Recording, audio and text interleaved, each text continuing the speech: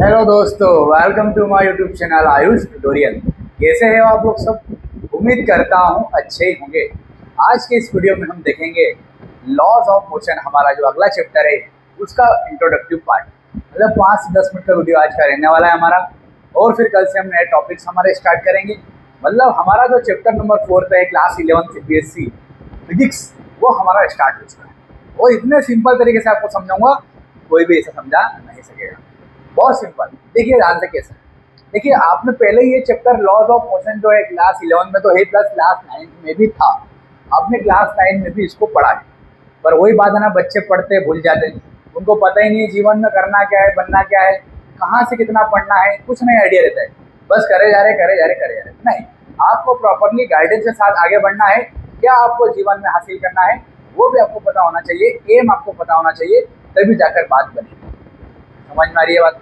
तो पहले तो आप ये पता करेंगे आपको जीवन में बनना क्या है, आपका लक्ष्य क्या है, और फिर आपको पढ़ने में ज़्यादा मजा आएगा। अदरवाइज पढ़ने से कोई मतलब नहीं। चलिए, तो लॉज ऑफ मोशन में इंट्रोडक्टिव पार्ट देखते हैं हमेशा, है ना, जो हमेशा की तरह जैसे हम इंट्रोडक्शन हर चैप्टर में देखते हैं, जैसे यहाँ पर देखिए। फिर अपन इसको NCERT में भी टिक लगाते चलेंगे इस बार साथ ही साथ, तो नोट्स में भी आपको इस बार कोई प्रॉब्लम अब नहीं आने वाली। तो चैप्टर नंबर 4 जो हमारा है लॉज ऑफ मोशन, उसका जो इंट्रोडक्टिव पार्ट है वो है कि हम अपने डेली लाइफ में देखते हैं काइनेमेटिक्स। काइनेमेटिक्स क्या है? जो भी ऑब्जेक्ट मूविंग कंडीशन में, जो भी ऑब्जेक्ट मूविंग कंडीशन में, वो उनको हम काइनेटिक, उनके बारे में अगर हम स्टडी करते हैं ऑब्जेक्ट के बारे में, तो उसको काइनेमेटिक्स बोलते हैं।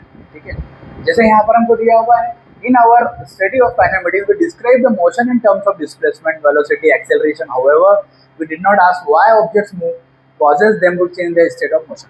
मतलब हमने पिछले चैप्टर में स्पीड पढ़ा, डिस्टेंस पढ़ा, डिस्प्लेसमेंट पढ़ा, ये सारी चीज़ें हमने पढ़ी है। और हमने पर ये नहीं पूछा कि यार ये मूव क्यों करते हैं या इनका कारण क्या है। तो इस चैप्टर में हम जानेंगे इनके कारण क्या है, इनके लॉज क्या है, ये सारी चीज़ें हम इस चैप्टर में देखने वाले हैं। बहुत सिंपल चैप्टर है, बहुत मजा आने वाला है। ध्यान से आप लोग देखिए, एक एक चीज़ आपको NCERT में बाकायदा टिक लगाई जाएगी, आने वाले चैप्टर्स में भी बाकायदा एक चीज़ अब टिक लगाई जाएगी। PDF की समस्या भी दूर हो चुकी है, आने वाले समय में टेलीग्राम में भी वीडियो अपलोड होगी। सिर्फ 10 मिनट का वीडियो, ध्यान से देखिए। इधर जितने भी बच्चे ऑनलाइन है, जितने भी ऑफलाइन है, अमन बेटा हुआ है जो इधर, हाँ हर्षवर्धन, इधर अक्षत, हाँ सभी जन, तनय तन्मय, सभी जन ध्यान देखिए। इधर तनिष्का, ठीक है। देखिए, हमको क्या था, central concept in dynamics of force and inertia. हमने जो चीज मुझे पता है कॉन्सेप्ट बेसिकली फोर्स और इनर्शिया के बारे में पढ़ा है। फोर्स क्या होता है? पुश और पुल और एन ऑब्जेक्ट। अगर किसी को ऑब्जेक्ट को हम धक्का देते हैं, अपनी तरफ खींचते हैं, तो वहाँ पर फोर्स माना जाता है उसको। और इनर्शिया क्या होता है? मास। मास को हम क्या बोलते हैं? इनर्शिया बोलते हैं। अभी न्यूटन 3 लॉज ऑफ मोशन, हमने न्यूटन के 3 लॉ पढ़े हैं, 9th क्लास में पढ़े हैं। First law, second law, third law, वही हमको इस चैप्टर में भी पढ़ना है। और कुछ चीज़ें वहाँ पर एक्सटेंड होगी। क्या एक्सटेंड होगी वो अभी हम चैप्टर में देखेंगे। द कॉन्सेप्ट ऑफ फोर्स क्या दिया हुआ है? In our daily life we exert force to push, pull और लिफ्ट ऑब्जेक्ट। या तो हम किसी चीज़ को धक्का देते हैं, या तो किसी ऑब्जेक्ट को अपनी तरफ खींचते हैं, या किसी ऑब्जेक्ट को लिफ्ट करते हैं, ऊपर उठाते हैं, या नीचे भी धक्का देते हैं, डाउनवर्ड भी पुश करते हैं। तो ये सारी चीज़ें जो है वो सब क्या जाएगी? फोर्स। तो force is an interaction that we when unopposed will change the motion of an object. It can cause object with a mass to change its velocity. मतलब जैसे ही हम फोर्स लगाते हैं तो ऑब्जेक्ट को मजबूर कर देता है अपनी पोजीशन चेंज करने के लिए, तो उसकी वेलोसिटी भी चेंज हो जाती है। अगर वेलोसिटी चेंज हो जाती है तो वो हमारा जो जाता है एक्सीलरेशन। तो rate of change of velocity is called acceleration. हमने पढ़ा हुआ है, वो यहाँ पर दिया हुआ है। ये हमारा इंट्रोडक्टिव पार्ट है। और हमने इसमें 2 चीज़ें और देखी। अगर आपको करियर रिलेटेड कोई डाउट पूछना है, तो समझ नहीं आ रहा है ज़िंदगी में करना क्या है, 9th के बाद, 10th के बाद, 11th के बाद, 12th के बाद, आप मुझसे बेझिझक होकर पूछ सकते हैं। 2 महीने बाद क्लास 12 के वीडियो भी अपलोड होने लग जाएंगे। क्लास 11 हमारी 2 से 3 महीने के अंदर खत्म हो जाएगी, क्लास 12 स्टार्ट हो जाएगी। पेपर्स के टाइम पेपर्स अपलोड होंगे, बिल्कुल होंगे। देखिए, हम अगर बात करते हैं यूनिफॉर्म मोशन और non uniform motion, uniform motion और non uniform motion, non uniform motion.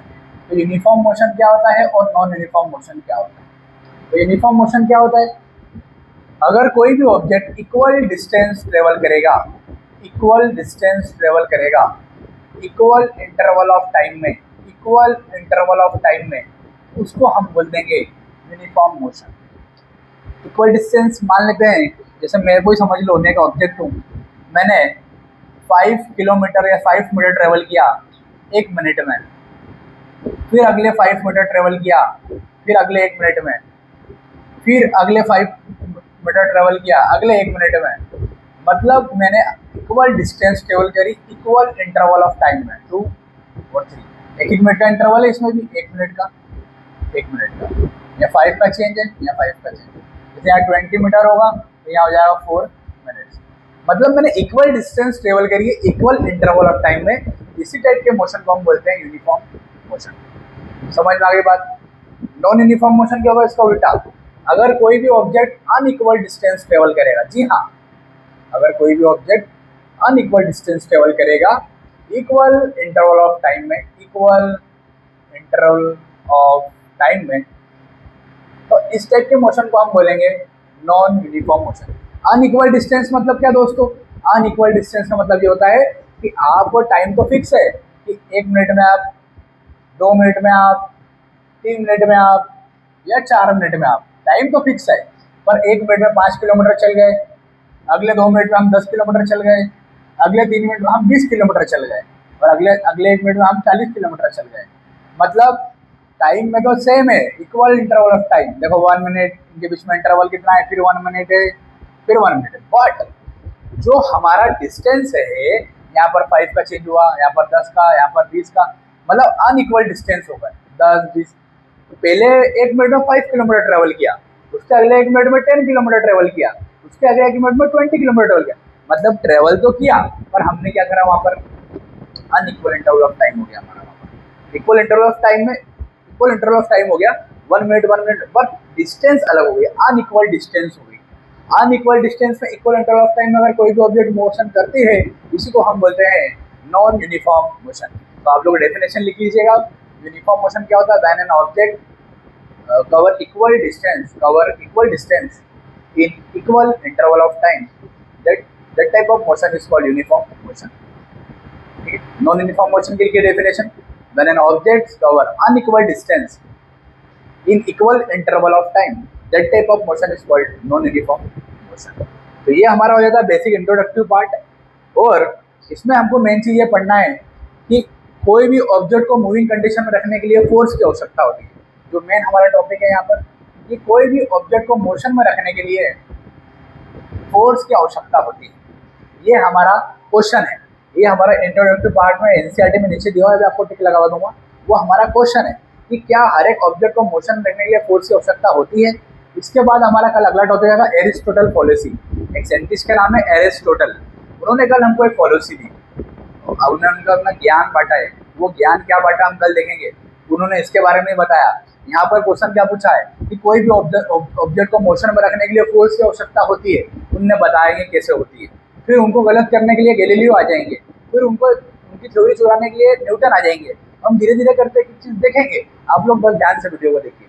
तो फोर्स, कोई भी ऑब्जेक्ट को मोशन में रखने के लिए फोर्स की आवश्यकता होती है, ये हमारा क्वेश्चन है। Is there is a necessary of force to for body, is there necessary to for a body to in a moving condition। ठीक है, फोर्स का नेसेसरी होना जरूरी है अगर बॉडी को मूविंग कंडीशन में होने के लिए। तो अगर हम बात करें तो ऐसे तो जो हमको एरिस्टोटल ने बताया था, उन्होंने बोला था हाँ जरूरी है, बट गैलीलियो आएगा वो बोला है जरूरी नहीं है, वो उसका पढ़ेंगे हम लोग। फिर उसके बाद न्यूटन आएगा, वो अलग उसका चुरा लेता है और 3 लॉ दे देता है न्यूटन की। तो सारी चीज़ें देखने वाले हैं। तो चलिए हम एनसीईआरटी में टिक लगा लेते हैं। बाकायदा इनर्शिया के बारे में आप लोग यहाँ पर लिख लेना, फर्स्ट लॉ हम बाद में पढ़ेंगे। जो अगले, क्योंकि हमारा अगला टॉपिक एरिस्टोटल पॉलिसी है, फिर उसका अगला टॉपिक एरिस्टोटल पॉलिसी, उसका अगला फिर न्यूटन फर्स्ट लॉ है ना। तो पहले इनर्शिया के बारे में बोलो। Inertia is the natural tendency of an object exist to change in the state और rest uniform motion in straight line. This concept of famously introduced by Galileo Galilei. कल हम पढ़ेंगे इसके बारे में, कल एरिस्टोटल पॉलिसी, परसों गैलीलियो गैलीली। फर्स्ट लॉ में हमको और अच्छे से इसको देखेंगे। मास इज, ये इंपॉर्टेंट है ना, इसको लिख लेना। Mass is the measure of inertia. The more massive an object, the more inertia it is. मतलब जितना ज़्यादा बॉडी का मास होगा उतना ज़्यादा बॉडी का इनर्शिया होगा, जितना कम बॉडी का मास होगा उतना कम बॉडी का इनर्शिया होगा। तो ये था हमारा इंट्रोडक्टिव पार्ट। इसको मैं आपको एनसीईआरटी में लगवा देता हूँ। कल हम देखेंगे एरिस्टोटल पॉलिसी। देखो आज इंट्रोडक्टिव पार्ट है हमारा, बहुत सिंपल है ना। ध्यान से देखना आप लोग। यहाँ पर आपको जो टिक लगाना है, देखिए यहाँ पर यूनिफॉर्म मोशन और नॉन यूनिफॉर्म मोशन के बारे में यहाँ पर इनको आप पढ़ लेना। और यहाँ पर this shows that external agencies gravitational magnetic forces can exert force on a body even from a distance. मतलब आपने ग्रेविटेशनल फोर्स के बारे में भी पढ़ा होगा, मैग्नेटिक फोर्स के बारे में भी पढ़ा होगा। तो ये फोर्सेज भी वहाँ पर लग जाते हैं, लार्ज डिस्टेंस पर लगते हैं। फिर ये क्वेश्चन यहाँ पर उठता है, is an external force required to keep a body in uniform motion. ये जो मैं बोलना चाह रहा था कि क्या वहाँ पर कोई एक्सटर्नल फोर्स की जरूरत पड़ती है। मान लो ये बॉडी है, क्या इस बॉडी को एक्सटर्नल फोर्स की आवश्यकता होगी मूविंग कंडीशन में रखने के लिए, ये हम कल डिस्कस करेंगे। मतलब इस बॉडी को फोर्स की जरूरत पड़ेगी क्या मूविंग कंडीशन में रखने के लिए। समझ में आ रही बात, ये क्वेश्चन है, इसको हम कल सॉल्व करेंगे। हमको बताएगा कौन, एरिस्टोटल पॉलिसी। फिर पढ़ेंगे लॉ ऑफ इनर्शिया और न्यूटन आ जाएगा। ठीक है, कल हम इसको खत्म करेंगे एरिस्टोटल पॉलिसी को, लॉ ऑफ इनर्शिया को। फिर हम चालू करेंगे हमारा Newton first law of motion. बहुत सिंपल चैप्टर है, सिर्फ और सिर्फ मान के चले 15-15 मिनट के वीडियो बनेंगे, 10-10 15-15 मिनट के। आप लोग रेगुलर देखें, रेगुलर पढ़ाई करें। नोट्स की प्रॉपर्टी लगवाऊंगा आपको। जैसे यहाँ पर आप काम की चीज़ क्या है, ब्लैक लाइन लिख लो, ब्लैक लाइन हो रही है, वहाँ से इनर्शिया लिख लो, वहाँ पर यूनिफॉर्म और नॉन यूनिफॉर्म मोशन लिख लो। इतना काम कर लो और आज का हमारा वीडियो काम खत्म हो जाता है। ठीक है, तो ये बहुत सिंपल चीज़ है। हम मिलेंगे हमारे अगले वीडियो में एरिस्टोटल पॉलिसी के साथ। बहुत इंपॉर्टेंट पॉलिसी है, वो भी हमारे 10 से 15 मिनट की रहेगी। और फिर इनर्शिया का वो भी 10 से 15 मिनट। फिर न्यूटन फर्स्ट लॉ वो भी 10 से 15 मिनट का वीडियो रहेगा। सेकेंड लॉ और थर्ड लॉ इस बार मैंने 2-3 वीडियो बढ़ा दिए हैं ताकि आराम से एक टॉपिक चीज़ें खत्म कर सकें। ज़्यादा टॉपिक करने में ज़्यादा समय भी हो जाता है और मज़ा भी नहीं आता। तो जो कुछ बच्चों का डिमांड थी उनको लेकर मैंने ये चीज़ें चेंजेस किए। तो आप लोग और भी बच्चों को बताइए, क्लास 11 का 4th chapter laws of motion start हो चुका है। आप आयुष सर की क्लास ज्वाइन करें और सारे कॉन्सेप्ट को आसान भाषा में समझिए। और ऐसे कैसे आपका एग्जाम में आएगा, क्लास 9, क्लास 10, क्लास 11, क्लास 12 जो भी मैं पढ़ाऊँगा वही आपका एग्जाम में आएगा, ये गारंटी है। अदरवाइज आपके हाथ में चैनल है, आप पढ़ना चाहो तो पढ़ सकते हो, नहीं पढ़ना चाहो तो नहीं पढ़ो। आप ज़्यादा से ज़्यादा इस वीडियो को शेयर करें और मेरे चैनल को सब्सक्राइब करें ताकि सबसे पहले आपको नोटिफिकेशन मिलेगा। और कुछ वीडियोस ऐसे आएंगे जो आपकी लाइफ को बदल के रख देंगे। कई बच्चों की बदल के रखती है, आपकी लाइफ 100% बदलेगी। मेरे ऊपर भरोसा रखो, मैं आपकी अपनी मंजिल तक जरूर पहुँचा करूँगा। अब मिलेंगे हमारे अगले वीडियो में, तब तक थोड़ा बहुत इसको पढ़े। आज जो पढ़ा 3 चीज़ें पढ़ो, uniform motion, non uniform motion, inertia.